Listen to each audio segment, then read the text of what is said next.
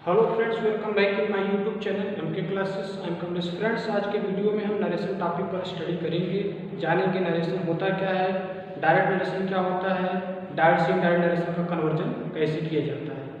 तो नरेशन के इस टॉपिक में हम जो है हाई स्कूल और इंटरमीडिएट के यूपी बोर्ड एग्जामिनेशन के लिए वीडियो आपको अवेलेबल करा रहे हैं ताकि आने वाले एग्जामिनेशन में आपको इसका बेनिफिट मिल सके।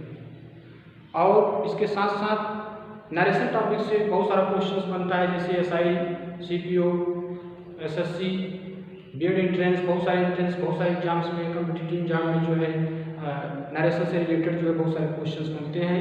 आज के वीडियो में हम यही जानेंगे कि नरेशन होता क्या है, कितने प्रकार का होता है और नरेशन का कन्वर्जन कैसे किया जाता है, डायरेक्ट से इनडायरेक्ट कैसे बनाया जाता है। तो फ्रेंड्स, पहले हम जानेंगे नरेशन होता क्या है। नरेशन का हिंदी जो होता है वो होता है कथन। इसको और नामों से जानते हैं, जिसे हम कहते हैं स्टेटमेंट, या किसका और नाम है जिसको हम कहते हैं स्पीच। चाहे आप नरेशन कहिए, चाहे आप स्टेटमेंट कहिए, चाहे आप स्पीच कहिए, तीनों का मतलब ये होता है कथन। तो नरेशन कहा किसे जाता है, किसी व्यक्ति के द्वारा कही गई बात को किसी दूसरे व्यक्ति को कह देना ही नरेशन कहलाता है। नरेशन का मतलब यही होगा, किसी व्यक्ति के द्वारा कही गई बात को किसी व्यक्ति को किसी दूसरे व्यक्ति को बताना नरेशन कहलाता है। जैसे मान लीजिए कि ए, बी और सी नाम के कोई व्यक्ति हैं। ए ने कोई बात बी से कही और बी से कही और बी इसी बात को सी से कह रहा है, तो वहाँ एक ट्रेंगल का निर्माण हुआ। यही ट्रेंगल तुम्हारा कहलाएगा नरेशन। नरेशन आपका कभी भी सिंगल स्टेटमेंट में नहीं होता है, बल्कि डबल स्टेटमेंट में होता है, क्योंकि नरेशन में कम से कम दो या दो से अधिक व्यक्ति इन्वॉल्व होते हैं। इसलिए नरेशन कभी भी तुम्हारा सिंगल स्टेटमेंट में नहीं होगा। जैसे राम विद्यालय जाता है, यह आपका नरेशन नहीं है, बल्कि मुकेश कहता है कि राम विद्यालय जाता है, यह आपका नरेशन होगा।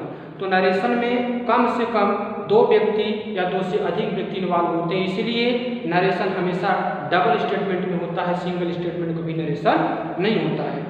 अब हम जानेंगे नरेशन का स्टडी कितने ग्रुप में किया जाता है, यानी narration can be study under 2 group. Narration का जो स्टडी किया जाता है, अध्ययन किया जाता है, 2 ग्रुप में किया जाता है। यानी कि नरेशन जो होता है, इसका जो स्टडी होता है वह 2 ग्रुप में होता है। पहला है डायरेक्ट नरेशन, जिसको आप कहते हो प्रत्यक्ष कथन, और दूसरा है इनडायरेक्ट नरेशन, जिसको हम कहते हैं अप्रत्यक्ष कथन। यानी डायरेक्ट नरेशन और इनडायरेक्ट नरेशन, यानी प्रत्यक्ष कथन और अप्रत्यक्ष कथन। तो हम जानेंगे डायरेक्ट नरेशन क्या होता है, और इसके बाद में हम जानेंगे इनडायरेक्ट नरेशन क्या होता है।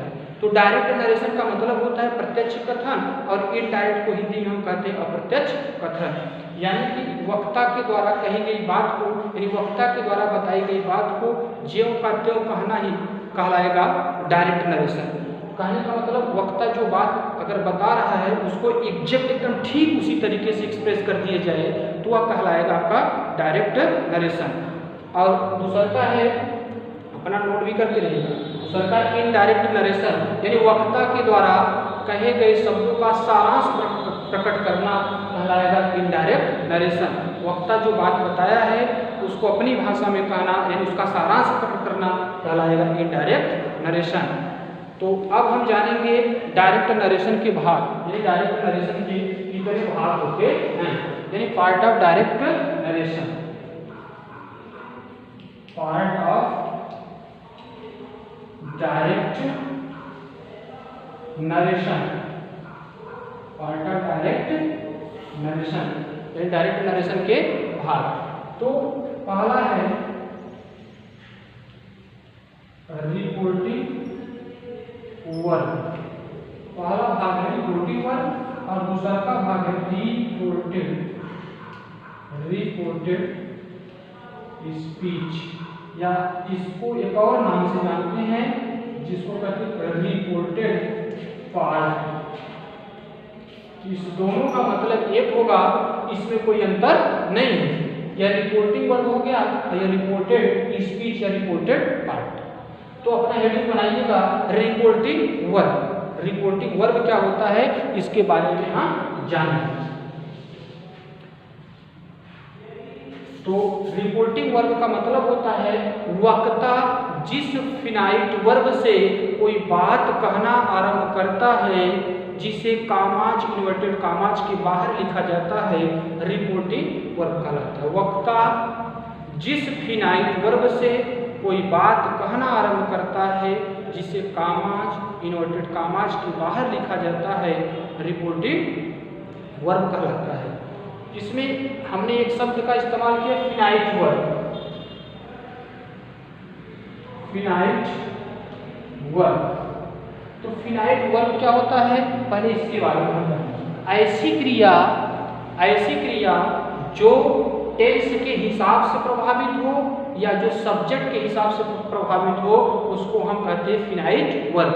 ऐसा वर्ब जिस पर प्रभाव टेंस का हो, जिस पर प्रभाव जो सब्जेक्ट का हो वह कहलाएगा फिनाइट वर्ब। जैसे अगर हम कहें कि ही सेज, तो इसमें आपका क्रिया हुआ।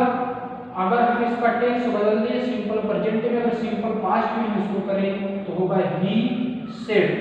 अगर इसका हम सब्जेक्ट बदले ही की जगह दे कर दे ये हो जाएगा से। तो इसमें सेज था, इसमें सेड है, इसमें से है। तो क्रिया एक ही है लेकिन ये प्रभावित हो रही बदल रही है, इसका मतलब क्रिया को हम नाम देते हैं फिनाइट वर्ब। तो वक्ता जिस फिनाइट वर्ब से कोई बात कहना आरंभ करता है जिसे कामाज इन्वर्टेड कामाज के बाहर लिखा जाता है वह कहलाएगा रिपोर्टिंग वर्ब। नंबर दूसरा का हेडिंग डालिएगा reported speech. Reported speech, reported speech क्या होता है वक्ता के द्वारा बताई गई बातों को जिसे कामाज इन्वर्टेड कामाज के अंदर लिखा जाता है। वक्ता के द्वारा बताई गई बातों को जिसे कामाज इन्वर्टेड कामाज के अंदर लिखा जाता है वह कहलाता है रिपोर्टेड स्पीच या रिपोर्टेड पार्ट। तो एक उदाहरण देकर के हम यहाँ को समझाने की कोशिश करते हैं। जैसे ही said to me, commas inverted comma में हरी हैज गॉन टू और full stop commas inverted comma बंद। इसी का नाम है डायरेक्ट नरेशन या शॉर्ट में हम कहते DN, डायरेक्ट नरेशन। तो डायरेक्ट नरेशन के दो भाग होते हैं, एक तो होगा रिपोर्टिंग वर्ब और दूसरा का होगा रिपोर्टेड स्पीच। इस वाले भाग का नाम है रिपोर्टिंग वर्ब, इस वाले भाग का नाम है रिपोर्टेड स्पीच। इसी को हमने अभी भी बताया कि रिपोर्टिंग वर्ब क्या होता है वक्ता जिस फिनाइट वर्ब से, इसमें देखिए ही जो है ये स्पीकर है, ऐसी फिनाइट वर्ब से कहना आरंभ कर रहा है जिसे कामाज और इन्वर्टेड कामाज के बाहर लिखा गया है, इसलिए इस पार्ट का नाम हम देंगे रिपोर्टिंग वर्ब। और वक्ता के द्वारा जो कुछ कहा गया है जिसे कामाज इन्वर्टेड कामाज के अंदर लिखा गया है इसका नाम हम देंगे रिपोर्टेड स्पीच।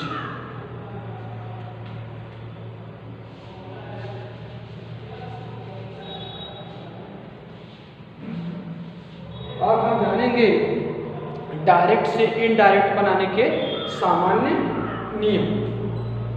तो अपना नियम बनाना डायरेक्ट से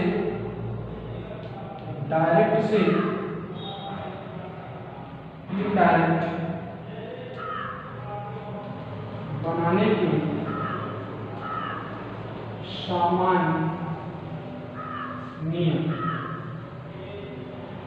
सामान्य नियम का मतलब होता है कॉमन रूल। कॉमन का मतलब होता है जो रूल सब में लागू हो। तो नरेशन में जब हम डायरेक्ट दिया रहेगा कि इनडायरेक्ट बनाएंगे तो उसमें किन किन जो है नियमों को ध्यान में रखना पड़ता है, कौन कौन से नियम होते हैं जो सब में लागू होते हैं, वही कॉमन रूल होते हैं। तो रूल नंबर फर्स्ट अपना नोट करना कि रिपोर्टिंग वर्ब का टेंस कभी नहीं बदलता। रिपोर्टिंग वर्ब का टेंस आरवी का टेंस, जो आरवी का टेंस होगा, आरवी का टेंस होगा कभी नहीं बदलेगा, यानी रिपोर्टिंग वर्ब का टेंस कभी नहीं बदलता है। क्योंकि जो डायरेक्ट नरेशन होगा यानी सब्जेक्ट होगा, वर्ब होगा, ऑब्जेक्ट होगा, कामाज इन्वर्टेड कामाज में भी सब्जेक्ट होगा, वर्ब होगा और ऑब्जेक्ट होगा। इसका फुल स्टॉप भी हो सकता है, क्वेश्चन मार्क हो सकता है, कुछ भी इस तरीके से सेंटेंस रहेगा। इसके बाद कामाज इन्वर्टेड कामाज क्लोज होगा, इसी का नाम होता है डीएन। क्या होता है? Direct narration. तो पहला सामान्य रूल्स ये कहता है कि रिपोर्टिंग वर्ब का टेंस नहीं बदलता है। यहाँ जो वाक्य दिया रहेगा किसी न किसी टेंस में दिया रहेगा, इसका टेंस कभी बदलता नहीं है।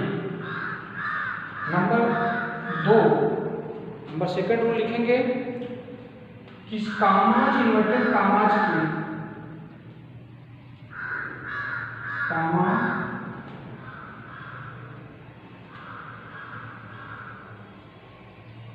इन्वर्टेड कामाज को हटाकर, कामाज इन्वर्टेड कामाज को हटाकर उचित कंजंक्शन का प्रयोग करते हैं। उचित कंजंक्शन का प्रयोग करते हैं। कामाज इन्वर्टेड कामाज को हटाकर, यह हटा करके इसके स्थान पर रिपोर्टेड स्पीच में आने वाले वाक्य के हिसाब से जो है कंजंक्शन सेट करेंगे। पहला क्या कहता है? रिपोर्टिंग वर्ब का टेंस कभी नहीं बदलता है।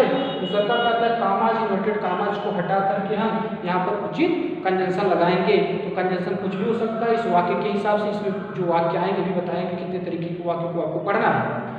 इसके बाद में तीसरा रूल कहता है कि आरएस में आए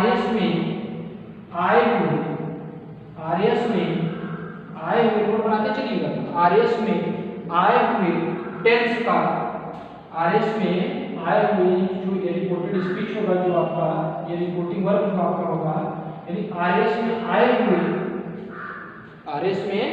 हुए टेंस में नियमानुसार परिवर्तन करते हैं। जो भी रूल्स बनेंगे उसके लिए, उसके अकॉर्डिंग जो है उसमें चेंजिंग करेंगे।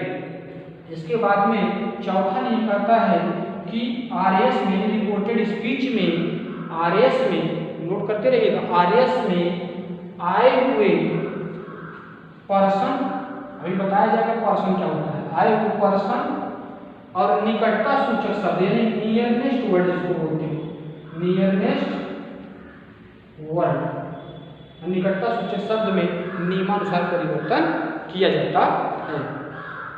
तो इस वीडियो को अच्छे तरीके से वॉच कर लेना। अगर ये वीडियो अच्छा लगे तो लाइक करना, शेयर करना और ज़्यादा से ज़्यादा इस चैनल को सब्सक्राइब करना।